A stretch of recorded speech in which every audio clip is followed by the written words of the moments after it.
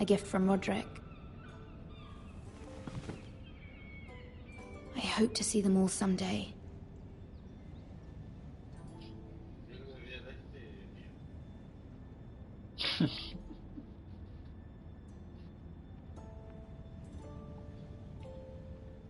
King's Landing.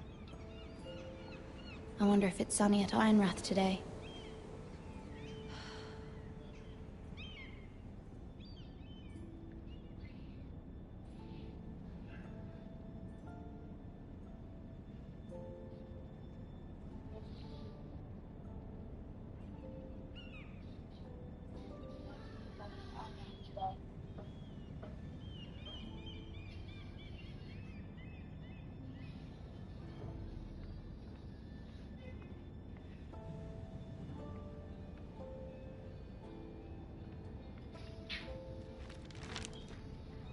It troubles me to even ask this of you, but you must appeal to Lady Marjorie to intervene on our behalf.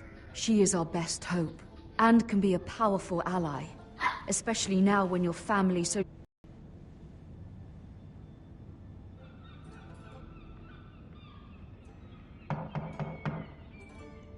One moment.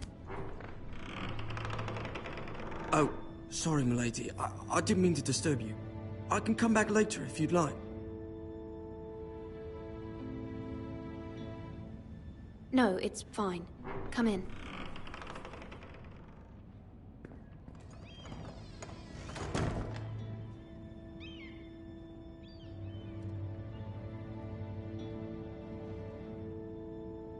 Begging your pardon, milady, but you all right? If you don't mind my asking, you seem rather upset. I'm fine, thank you. Of course, milady. Please hurry if you can. Lady Marjorie will be here any minute. Of course, milady. You work for Lady Marjorie? I may be wrong, but it seems like you do. It's widely known that I work for Lady Marjorie. I've seen you with her before.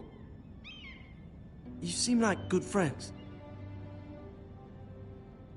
I saw Lady Marjorie just this morning, outside the Royal Sept, talking to Queen Cersei. Cersei?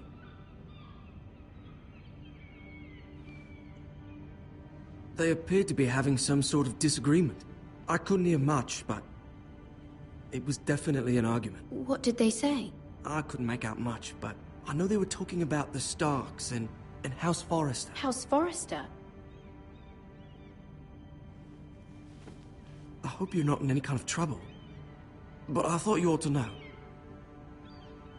Most people don't tend to notice a call boy, not in King's Landing with so many lords and ladies about. You see and hear all sorts of things when people don't even know you're there. Good night, milady.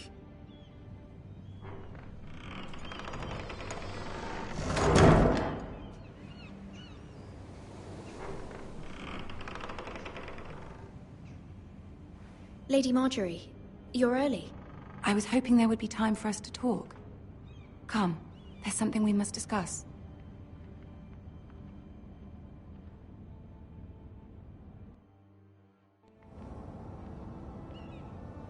From the day you arrived in Highgarden, I've thought of you more as a friend than as my handmaiden.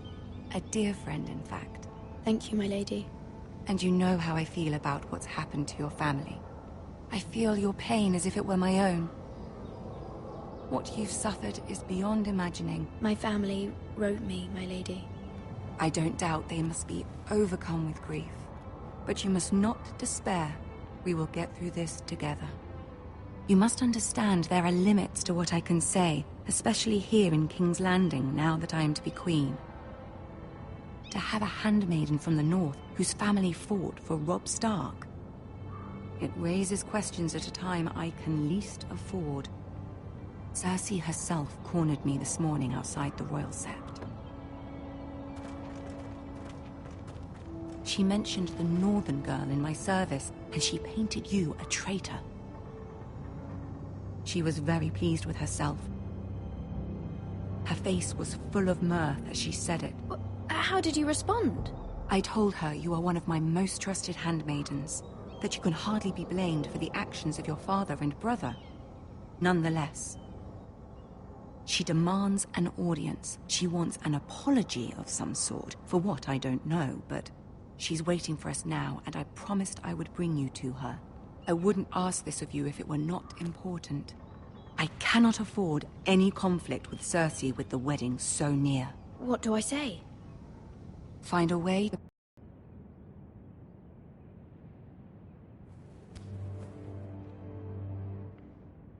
You'll be fine. I know you will. You may feel one thing, but you must say another.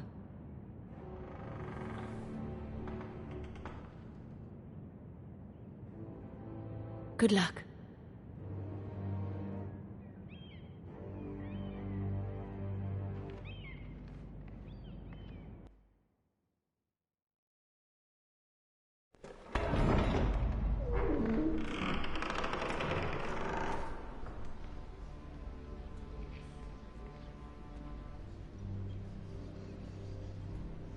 You can do this.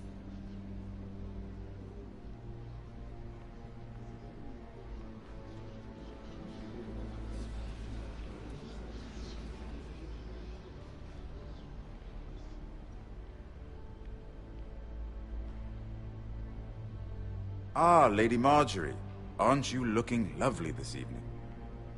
Lord Tyrion. Your Grace? With your permission, allow me to introduce Lady Mira of House Forrester.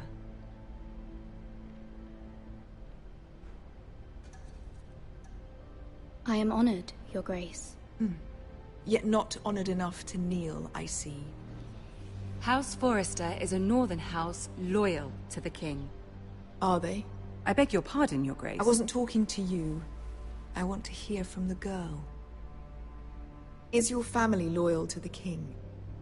Perhaps you should ask the new Lord Forrester. He's not here, is he? She is. House Forrester's loyalty to the crown never wavers, Your Grace. I see. And yet... For centuries, the Forresters have been loyal bannermen to House Stark. A house of traitors.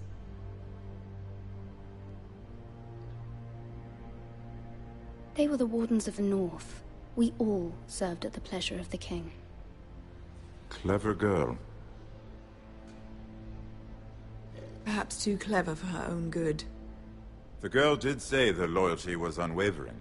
She has a talent for equivocation, yet I question what she really thinks. Is your house willing to swear fealty to your new liege lord, Roose Bolton? He is the Warden of the North, Your Grace. He is. And I the Queen Regent, and Tyrion the Master of Coin. The girl has a remarkable talent for answering questions, while in fact saying nothing at all. Old allegiances are not easily abandoned. But now that the war is over, we must look to rebuild and forge new alliances. There are ships and shields to be built, and Joffrey will need a steady supply of ironwood for his armies. I'm told there are others who would happily serve that purpose, but I trust we can rely on House Forrester. Forster Ironwood does seem rather unique. To our mutual benefit, Your Grace. And at the pleasure of your king. It would be a shame to see it fall into the hands of another house. I imagine you'd do almost anything to prevent that from happening, wouldn't you? Ask any Lannister, and they'd do whatever was necessary to save Casterly Rock.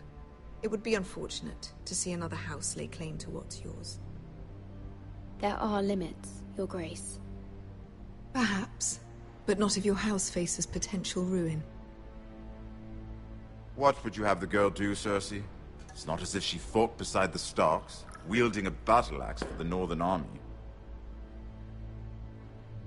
It raises an interesting question, I suppose. Can we truly blame those who end up on the wrong side of the war? Our dear Marjorie here was betrothed to Renly Baratheon on the false assumption that he would one day rule the Seven Kingdoms. Can we fault her for her mistake? Should she be held accountable?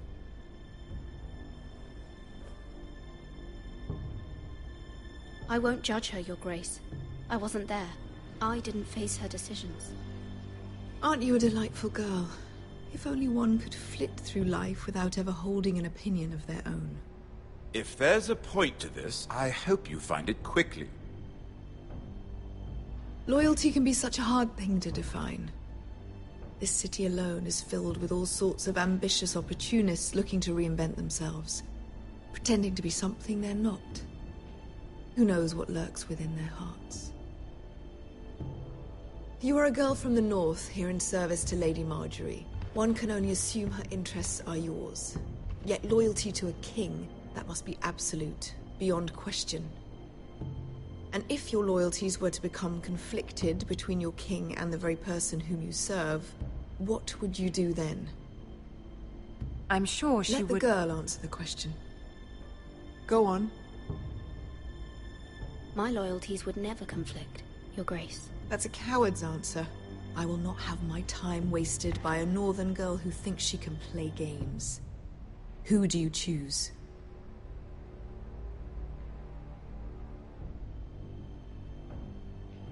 I must choose Marjorie, Your Grace. Clearly your handmaiden does not have her priorities straight. She is a threat to the crown, isn't she? The most dangerous handmaiden in all of King's Landing. I'm not quite sure what to make of her. Not surprising, I suppose, for a northern girl, but not very encouraging either. I'd like a word with you, if I may. Of course, Your Grace.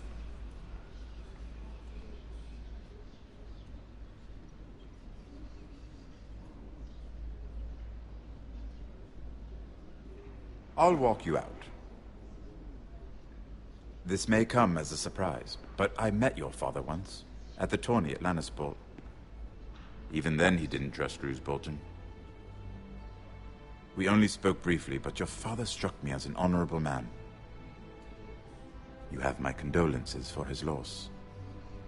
These would be trying times for your family, even under the best of circumstances. Thank you, Lord Tyrion. It was quite the first impression. I, of course, found it all highly entertaining. I did it for Lady Marjorie. As you should. And of course she has your best interests at heart. My sister and I have our differences. She takes great pleasure in her little charades. I take mine in thwarting them. We must find our amusements where we can. She threatened to give your ironwood to another house. It is the Master of Coin who decides such matters. The Crown needs boats. Boats need wood, and I speak for the Crown in this regard, not her. What are you suggesting? I suppose the Crown could be persuaded to secure ironwood from House Forrester. Lady Marjorie might not look favorably on such an alliance, and it would infuriate Cersei. Although what would be amusing for me might prove rather dangerous for you and your house. Are you willing to risk that? It may be far too dangerous. In fact, forget I even suggested such a thing. I'm sorry, Lord Tyrion, but it's a risk I cannot afford. I admire your discretion. Now, if you'll excuse me, I promised Sansa I would join her for dinner tonight. 3 beautiful bottles of Dornish wine await my arrival. The mere thought of them makes me thirsty already. I hope we meet again. Nothing would make Cersei happier. Until then, be careful. This is not the North. King's Landing can be a nest of vipers to the uninitiated.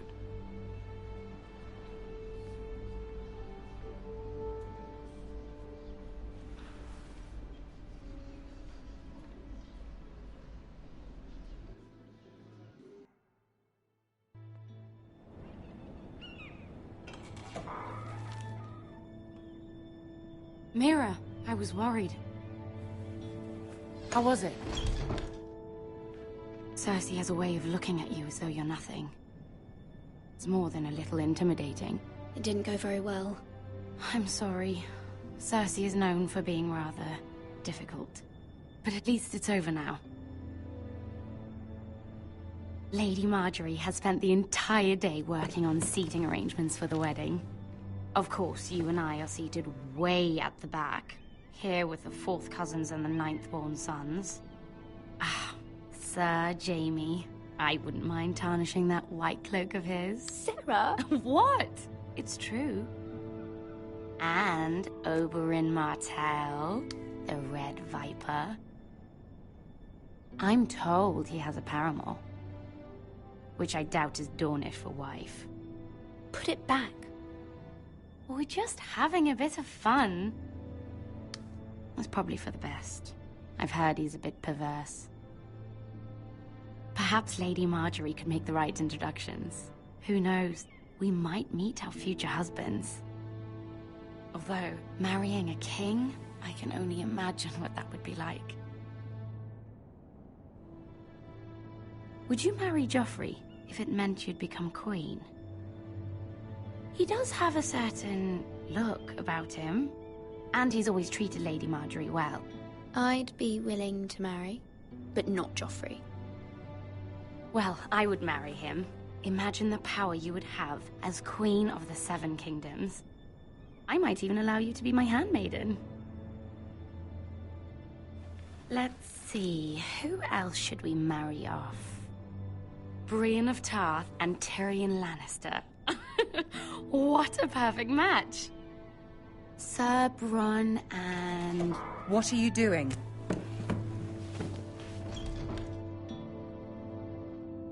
Well?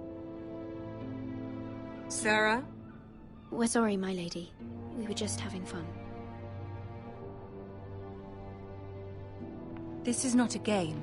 It's a battle plan. Allies and enemies can be made with every move. Yet they say it is men who are powerful. The Queen was rather disappointed by your display, Mira. I'm just glad it's over. King's Landing can be exhausting sometimes. There's always someone to please or some perceived slight to smooth over. I fear it will only get worse when I am queen. once they know your true heart, the lords and ladies will have no choice but to love you. Do you agree?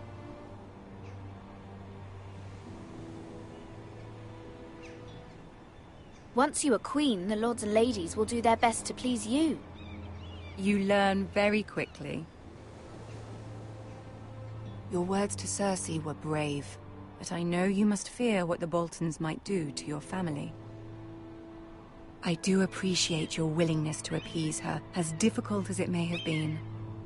Thank you, my lady. There's been something on my mind. Something important.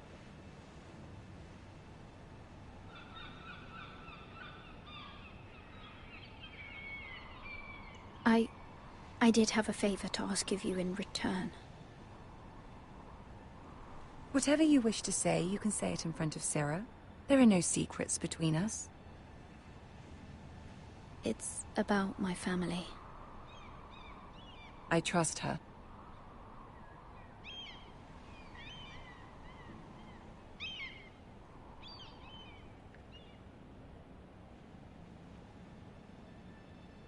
Go on. Ask.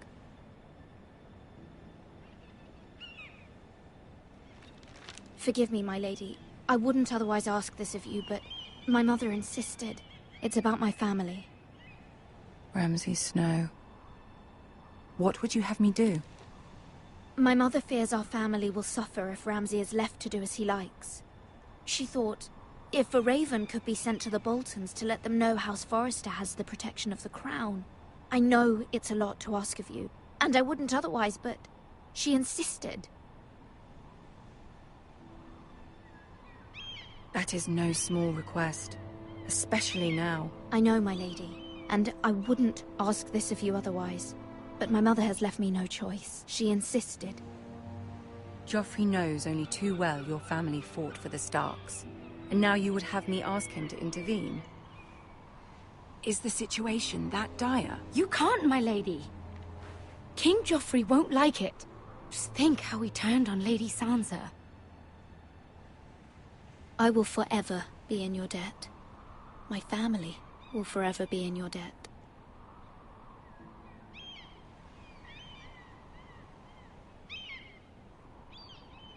I don't know, Mira. If Cersei were to find out...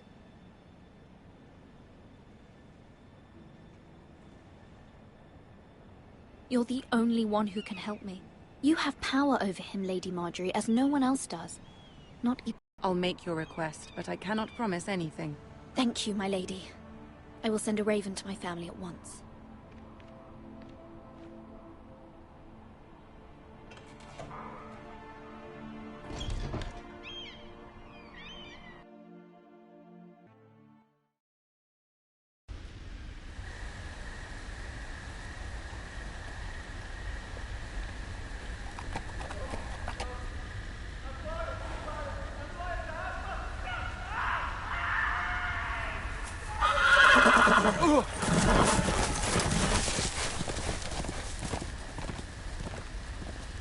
Seven hells.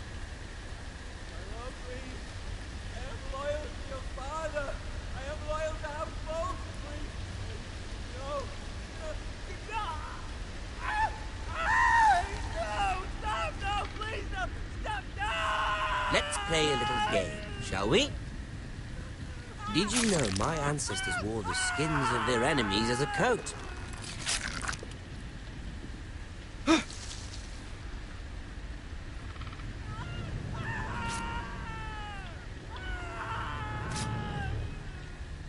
Not my best work, unfortunately. I suppose I have fallen out of practice. But he didn't make it easy, what with all that bloody noise. Like a drowning cat. I thought he'd never stop. As my father likes to say, a naked man holds few secrets. But the flayed man holds none. Pity he didn't know your father is the Warden of the North. He does now. How much further is it to these foresters? A day, my lord. 2 at most. What was that? My lord? Shh! Listen.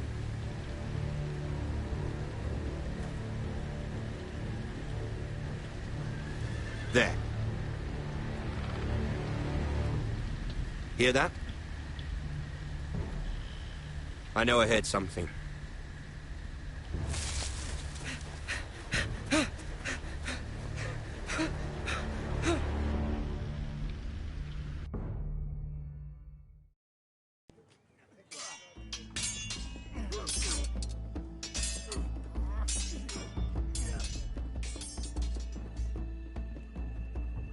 Lord Ethan, as I was saying, you are young. And there are those within these walls who are uncertain of your leadership. But 300 generations of Forester Lords stand behind you. Lord Gerhard the Tall, who founded our house, and your grandfather, Lord Thorin the Bold, who seized back the river valley from the White Hills. What did they call my father? Lord Gregor the Good.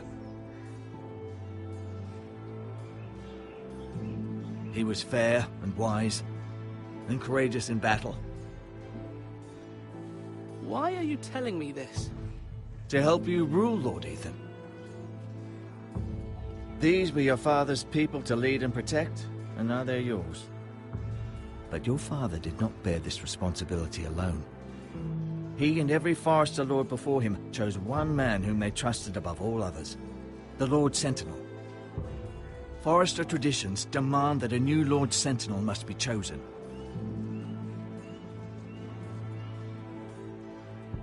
Keep walking, you craven son of a whore. Move! Summon the Lord! We need his judgment. I've done nothing wrong! I was only trying to survive!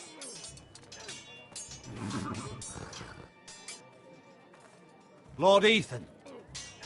Maester. You spoke of judgment, Sir Royland. What judgment is that? This craven is a deserter and a thief. This house is doomed! We all fucking know it! Quiet, thief. Eric was supposed to be guarding our weapons. but instead we caught him stealing them. 2 shields and 3 spears. Why did you do it? Because I've no wish to die. Yes, my lord. I fled. We should all flee. It's not stealing if you're taking what's yours by right. He speaks true. I've a family to feed, and not 2 coins to rub together since Lord Gregor left us to rot here. Where's our pay? Our share of bread and wine grows smaller every day. Leave the poor man alone! Mercy, go! Lord Ethan, I know these words are hard, but they're honest. This house is falling. We'll never survive the coming winter. Most of us won't even live to see it. We are in this together.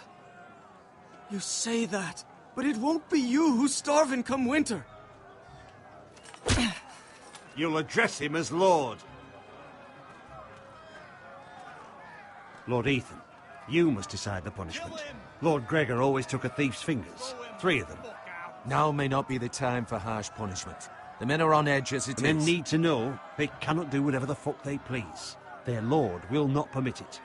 He's a thief! We can send him to the war. Leave the man alone.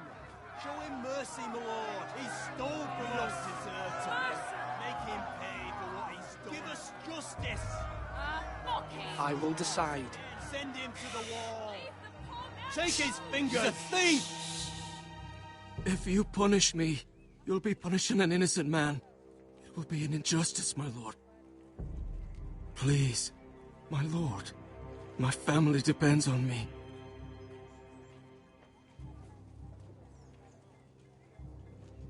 Our house tends to its people. See, this man is paid and his family is fed. Lord Ethan, you are truly a merciful and noble lord. My lord, this man is a criminal. A brazen thief. He still serves House Forrester and deserves our protection. He's a rat in our grain stores. My lord, we must speak about our gold reserves. Soon. My lord, I thank you for the mercy you've shown me. I will never forget my debt to you and to this house.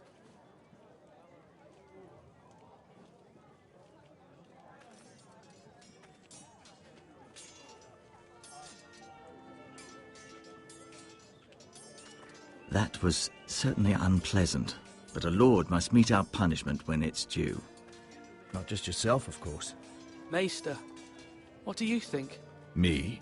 Yes. Did I do what's right? Disloyalty shouldn't be rewarded if others will take advantage of your mercy. You heard what the thief said. I expect this sort of thing will happen again.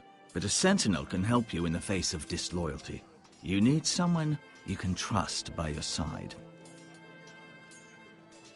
Someone you can rely on, no matter the circumstance. And I'm sure you think you'd be the perfect choice. Me? Oh, gods no. I can't get involved. I am a maester. At the Citadel, I swore an oath to serve as such. There are 2 capable men for the role. They both want the job, but neither thinks very highly of the other. How do I decide between them? Talk to them. Solicit the opinion of people close to you. Here, the bracer of the Sentinel. The badge of office. Tonight is your first small council meeting. It would be wise to bestow this bracer upon your chosen sentinel then, to show that you are decisive and in control of this house. Your sentinel will wear this for all to see. Thank you for your counsel, Maester. It is my duty. Come speak with me when you're ready to convene the small council, my lord.